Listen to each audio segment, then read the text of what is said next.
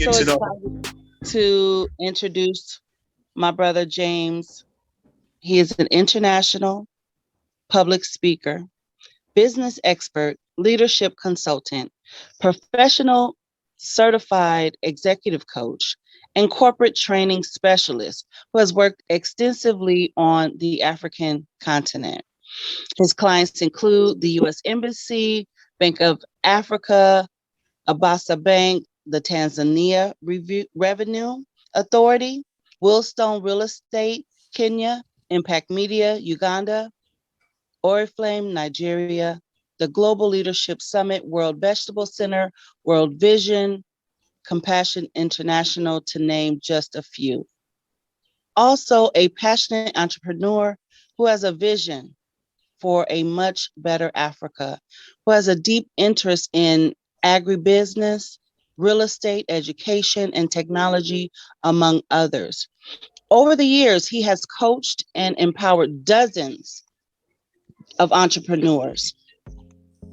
He brings to the network his business acumen, deep understanding of the African continent and its challenges, his global networks, his cutting edge research and development, and his leadership experience as well.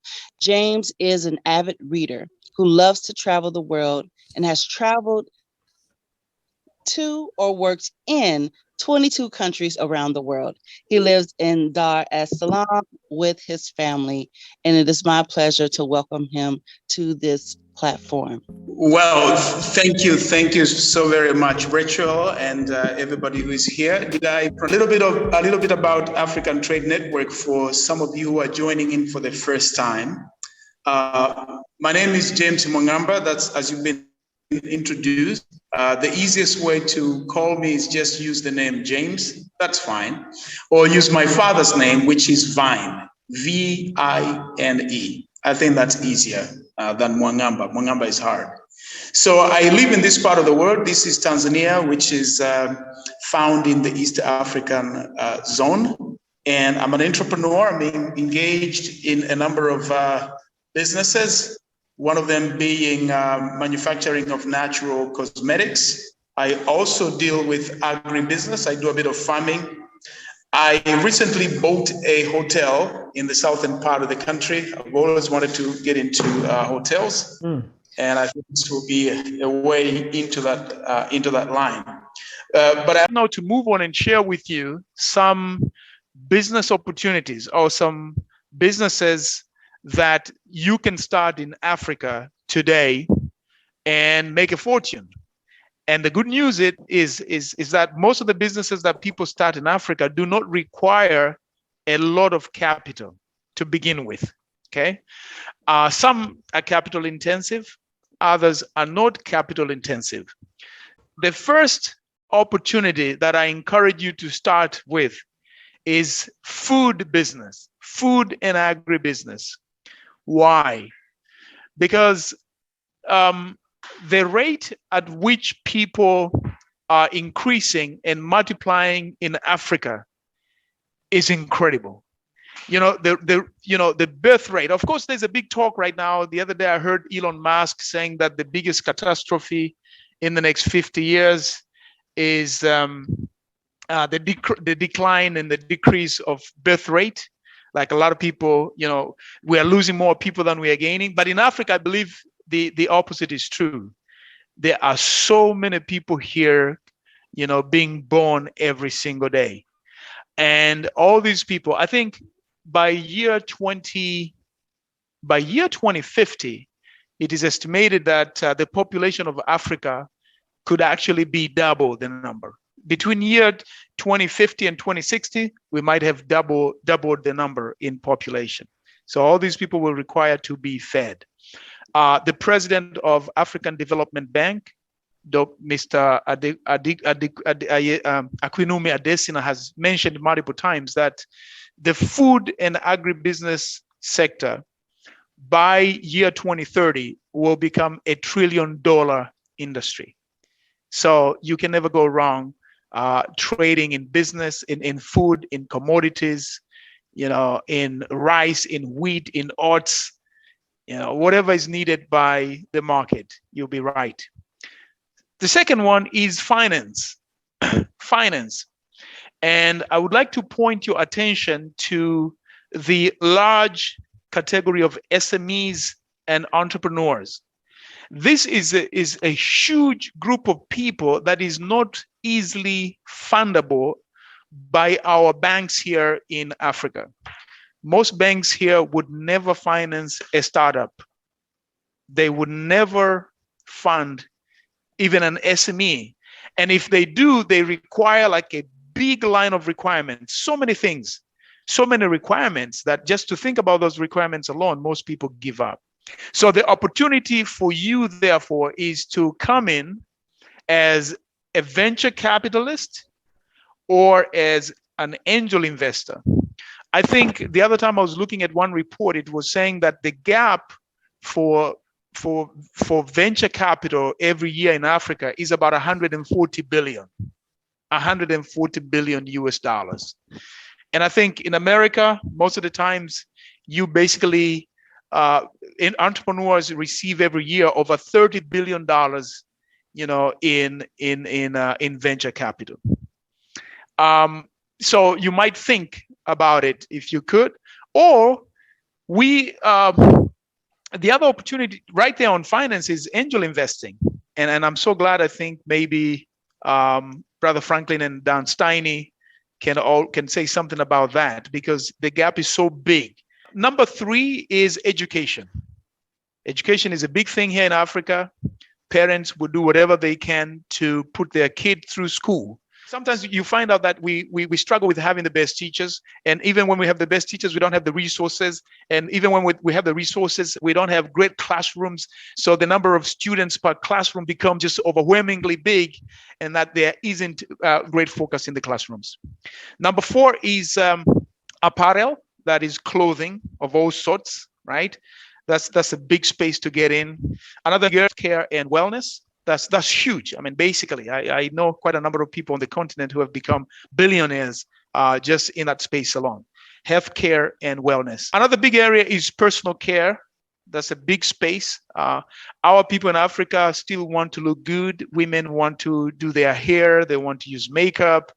And even men today, they would flock to salons and barbershops to just look great. So that's another big area, especially if you can manufacture those products and put a label and put them in supermarkets and retailing location. Those are basically some major open areas. And I think I should not conclude here without mentioning one key space, which is the entertainment space. Africans love entertainment. We love to dance. We love football. We love movies. We like we just like to be entertained, So that's an area that you could invest in, and you can never go wrong. I would like to bring your attention to one part which I think is quite tremendous, which is exporting. Why is this important? Because most governments in Africa would really like to see their natives, to see their entrepreneurs do major exports, right? So it's actually a priority. So if you play in this space, chances are you will get a lot of support from different governments, right? Whether you want to export commodities, food, vegetables, fruits, everything. So that's the first factor. But factor number 2, most entrepreneurs in Africa who would like to do exporting do not have enough capacity to do so, right? And normally the receiving end, those that import, would want to see that there's consistency, there's quantity, and there's quality. And those are very hard things to be put together all the time. So that gives a huge opportunity for those of you who are outside with capital, because you can then come in and we could team up and work together. Those of you who are outside and us who are in Africa, we could team up together. And that brings a perfect synergy. We can update each other about the production end, which is here, and then the receiving end, which is you guys abroad. One of the biggest mistakes that we do as Africans is we export raw materials or raw stuff. What we should be doing, we should immediately stop doing that, add value to whatever it is that we want to export, and then export it to overseas. Another tip that I think is important. Europe is just a few. Europe is basically at our doorsteps, and yet if you go to most European supermarkets, you are likely to see, commodities and vegetables and fruits either from South America or from Southeast Asia, and these places are very far away from Europe. Instead of seeing that their supermarkets are actually flooded with goods from us who are pretty close the African continent. So there's a huge opportunity. So if you're going to go into import, I think rather than spending a lot of finances into marketing, you could use smart, inexpensive ways, such as visiting trade fairs, and introducing yourself with your products, or using smart online tools for doing that. And the last thing I want to say, which is very, very big for Africans, at least you guys in America and other parts of the world, you are far better with that. We have a problem, and the problem is we do not make the most of the government and non-government business supporting associations. If I would ask right now in this room, how many of you here are members of the chambers of commerce wherever you are? I'm likely to get a very small number, right? Because we don't understand that we are actually denying ourselves a lot of opportunities, insights, and ideas, and connections and credibility that people get from that. But also, apart from the chambers, for instance, an organization that like this one that we are just starting in Africa, for instance, this will provide training for you, world-class training. This will provide connection for you. This will provide credibility. It will provide market updated information.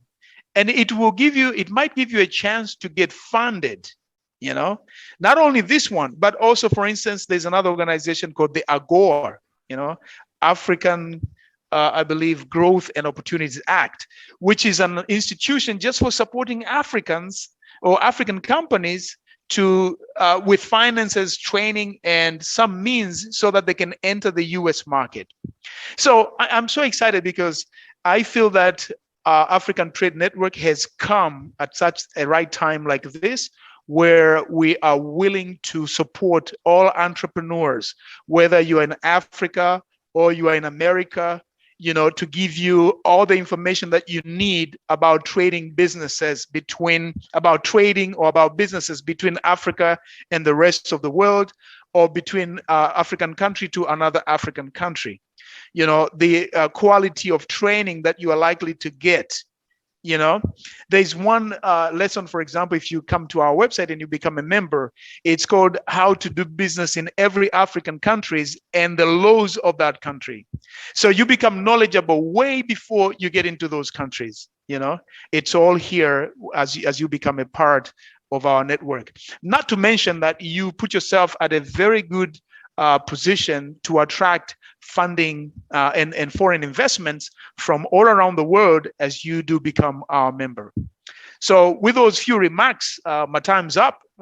We have lowered the rates to a crazy low rate. But what we've done for the month of June only, we have lowered the price to $5 for basic membership, $25 for an executive membership, $250 for a lifetime membership.